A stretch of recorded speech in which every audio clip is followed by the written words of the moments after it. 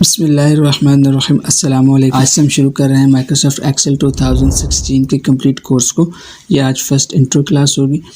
तो इस कोर्स के अंदर हम बहुत सी चीज़ों को कवर करेंगे। हम बिल्कुल बेसिक से लेकर शुरू करेंगे और एडवांस लेवल तक लेके जाएंगे। हम इसके अंदर जो बेसिक फॉर्मेटिंग होती है, बेसिक जो एडिटिंग की टेक्निक्स है वो सीखेंगे। इसके अलावा हम इसके अंदर मुख्तलिफ फार्मूलाज को सीखेंगे, basic formulas, advance level formulas को सीखेंगे।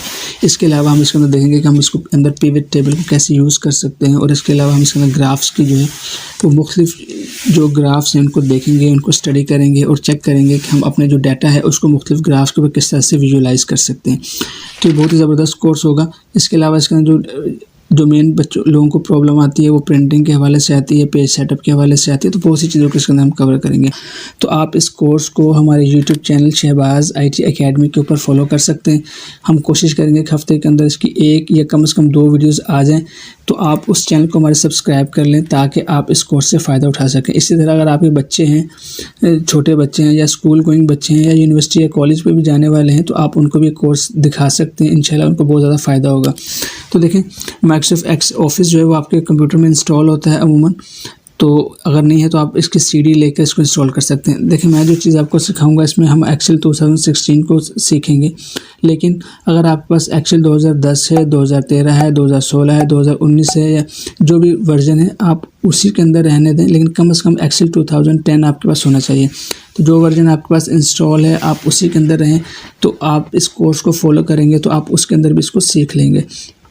जो चीज़ें ऐसी होंगी जो कि ऑफिस 2016 के साथ ख़ास होंगी वो मैं आपको गाइड कर दूंगा कि भाई ये सिर्फ ऑफिस 2016 में मिलेंगी या ये 2013 में या 2010 में मिलेंगी या 2010 में ये चीज़ नहीं होगी, तो मैं वहाँ पे गाइड कर दूंगा। तो आपको इसके मुतालिक परेशान होने की ज़रूरत नहीं है। आपके पास एक्सेल का जौन सा वर्जन है आप उसी को रखें। मैंने 2016 को सिलेक्ट किया है ताकि हम थोड़ा सा एडवांस हो जाएँ, क्योंकि अभी तो लेटेस्ट आ चुका है ऑफिस का, लेकिन मैंने 2016 रखा है ताकि जो लोग भी इसको चला सकते हैं, उनकी सिस्टम की कॉन्फ़िगरेशन इजाज़त देती है तो वो इसको यूज़ कर लें। तो देखें, आपने क्या करना है, यहाँ पे स्टार्ट के ऊपर क्लिक करना है। तो यहाँ पे आपके ऑफिस की कुछ चीज़ें नज़र आएंगी, जैसे एक्सेल 2016 है और एक्सेल 2016 है। तो आप इसको यहाँ से भी ओपन कर सकते हैं। आपने करना कुछ नहीं है, आपने स्टार्ट के ऊपर क्लिक करना है और एक्सेल 2016 के ऊपर आप क्लिक करेंगे तो देखें आपके पास जो एक्सेल है वो यहाँ पे इस तरह से ओपन हो जाएगा। मैं फ़िलहाल इसको क्लोज़ करता हूँ। और देखें, बार बार एक तरीका ये होता है कि आपको यहाँ पे एक्सेल को ढूंढना पड़ता है। तो आप क्या करें, जो चीज़ें आप यूज़ करते हैं आप उसको यहाँ पे टास्क बार के ऊपर पिन करके रख लें। पिन कैसे करते हैं, जैसे फर्स्ट करें एक्सेल है तो मैं इसके ऊपर राइट क्लिक करता हूँ और मैं इसको कर लेता हूँ पिन टू स्टार्ट। तो मैंने पिन टू स्टार्ट किया है। तो देखें मेरे पास जो ये स्टार्ट का बटन है यहाँ पे ये पिन हो गया। ये मैं विंडोज़ 10 इस्तेमाल कर रहा हूँ। यहाँ पे बहुत सी चीज़ें आती हैं, न्यूज़ और माइक्रोसॉफ्ट और वेदर की डिटेल आती है। मैंने सबको अनपिन कर दिया है।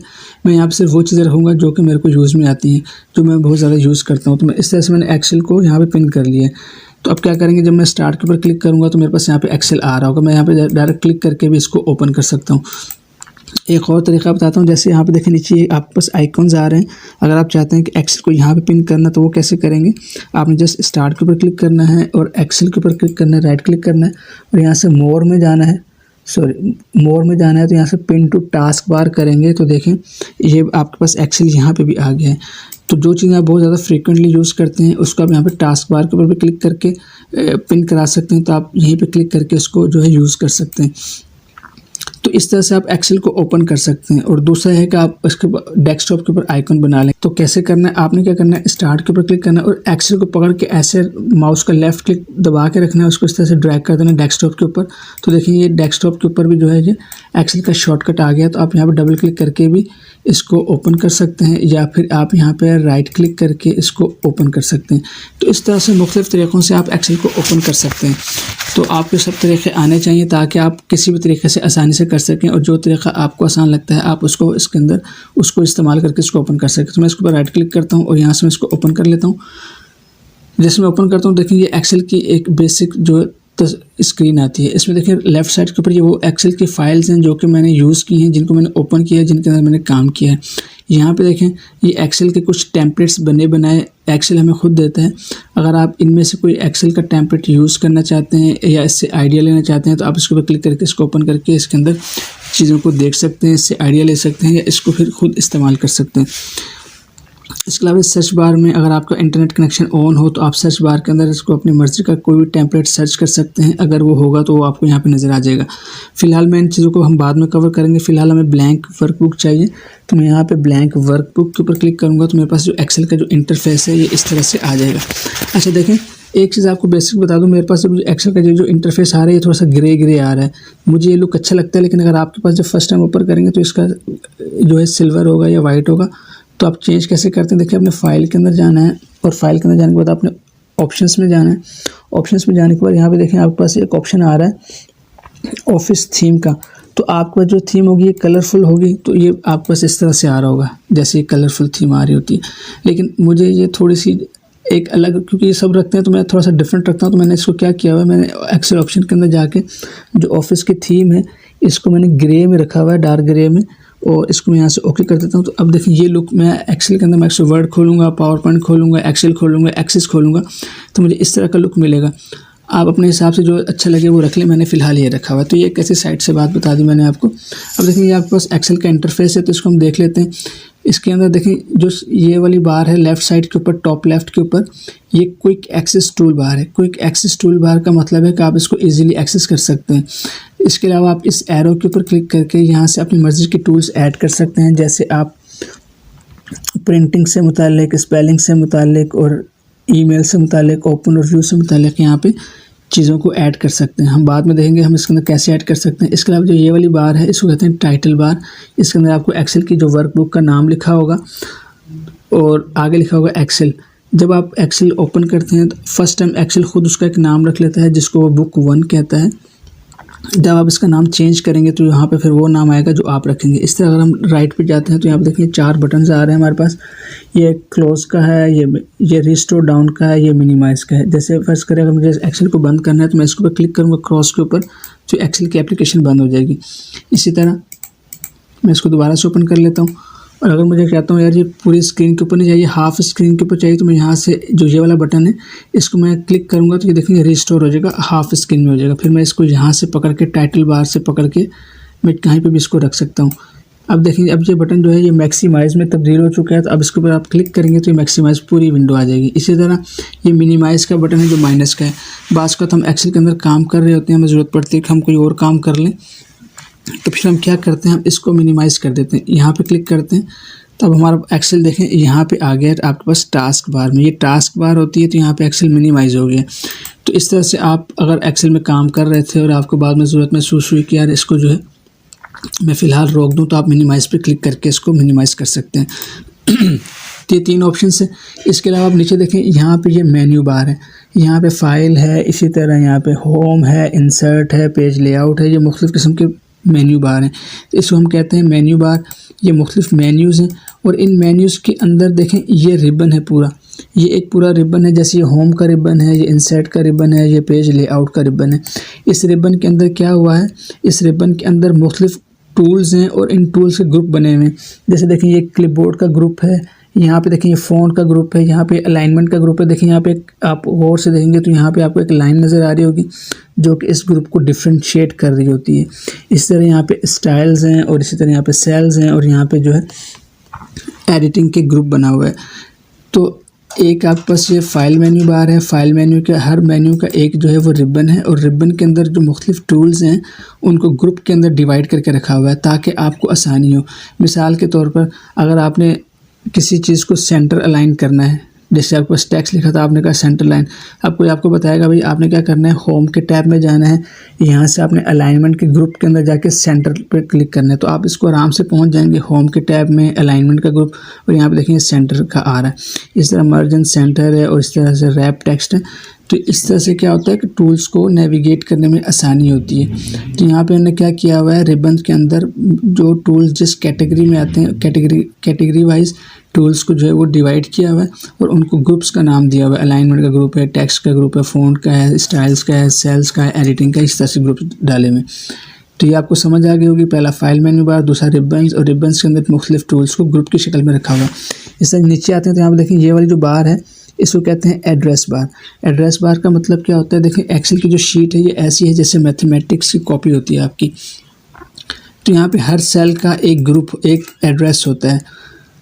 तो इस एड्रेस बार के अंदर आप जिस सेल के ऊपर क्लिक करेंगे उसको एड्रेस यहाँ पे आ रहा होगा। जैसे अब इसका एड्रेस आ रहा है F4 आ रहा है, इसी तरह E3 आ रहा है, इसी तरह D3 आ रहा है और D1 आ रहा है, D2 आ रहा है। तो ये क्या है, ये इसके एड्रेस होता है।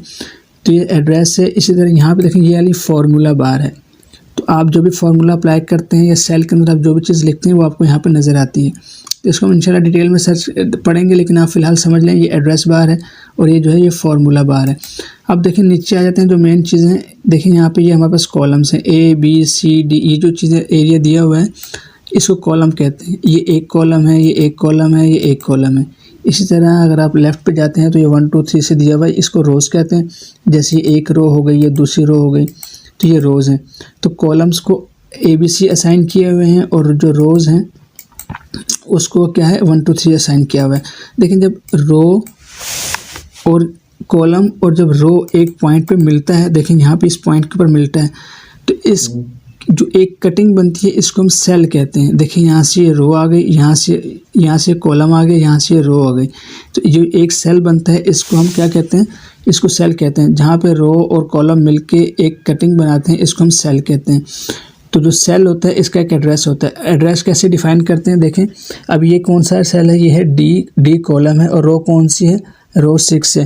तो इस सेल का जो एड्रेस बनेगा वो D6 बनेगा। तो इस तरह से आप किसी भी सेल का जो है वो एड्रेस को फाइंड आउट कर सकते हैं या आप उसको पहचान सकते हैं। भाई देखें अब ये G कॉलम है और 6 रो है, तो हम क्या करेंगे G6 इस सेल का एड्रेस बनता है। जो रोज़ और कॉलम की कटिंग से जो चीज़ बनती है उसको सेल कहते हैं और इस तरह से एक सेल का एड्रेस बनता है। आप जो भी सेल रखेंगे यहाँ पर उसका एड्रेस बनेगा। देखिए ये जो रोज़ हैं ये बहुत ज़्यादा हैं और जो ये कॉलम से अगर आप इसको राइट पे जाते जाएँ तो देखिए बहुत ज़्यादा हैं।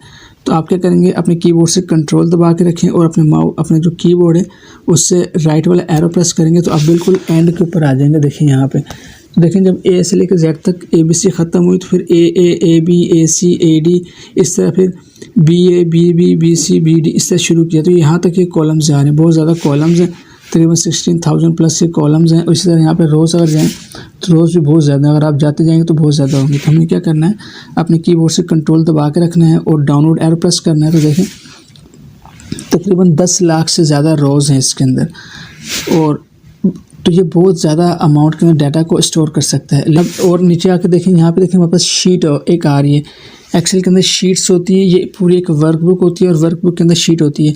तो आप मुख्तलिफ शीट्स रख सकते हैं और ये शीट बहुत बड़ी होती है। फिर इसको हम पेजेस में भी डिवाइड करते हैं, हम इंशाल्लाह बाद में देखेंगे। लेकिन फ़िलहाल ये शीट है। इस तरह अगर आपको एक और चीज़ चाहिए तो आप यहाँ प्लस के ऊपर क्लिक करते हैं तो दूसरी शीट आ जाती है, फिर प्लस के ऊपर 3 क्लिक करते हैं तो तीसरी शीट आ जाती है, चौथी शीट आ जाती है।